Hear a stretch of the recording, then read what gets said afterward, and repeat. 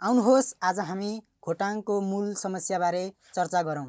बेरोजगारी र वैदेशिक निर्भरता, स्थानीय रोजगार अवसर कम, युवा पुस्ताले विदेश जान बाध्यता, कृषि आधुनिकीकरण नहुनु, परम्परागत खेती बजार पहुँच न्यून, कृषि उपकरण सिँचाइ गोदाम तथा बजार व्यवस्थापन कमजोर, किसानले गरेको उत्पादन बेच्न समस्या।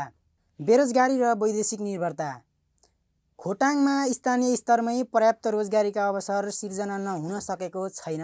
उद्योग व्यापार पर्यटन वा कृषि आधारित रोजगार नहुँदा धेरै युवा वैदेशिक रोजगारीमा निर्भर बन्न पुगेको छ। यसले गाउँमा सक्रिय जनशक्ति कमी हुनुका साथै पारिवारिक तथा सामाजिक संरचनामा नकारात्मक असर पनि पारिरहेको छ। स्थानीय रोजगारी अवसर कम। जिल्लामा ठुला उद्योग प्रशोधन केन्द्र पर्यटन सम्बन्धी व्यवसाय वा लगानीको अभाव छ। सरकारी तथा निजी क्षेत्र दुवैबाट पर्याप्त रोजगारी सिर्जना नहुँदा युवाहरूले गाउँमै काम खोजे पनि पाउन कठिन हुन्छ।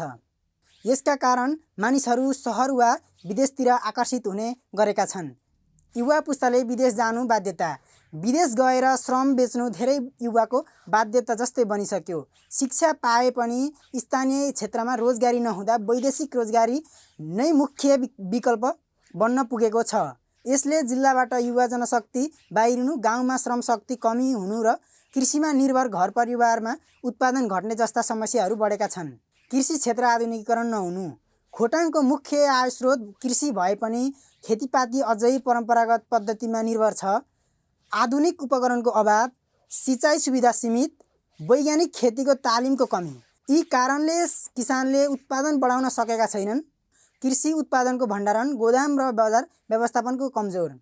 उत्पादन भएको कृषि सामग्री राख्न उचित प्रकारको गोदाम छैन। बजारसम्म लैजानका लागि सडक तथा यातायातको राम्रो सुविधा नभएकाले किसानले आफ्ना उत्पादन उचित मूल्यमा बेच्न सकिरहेका छैनन्।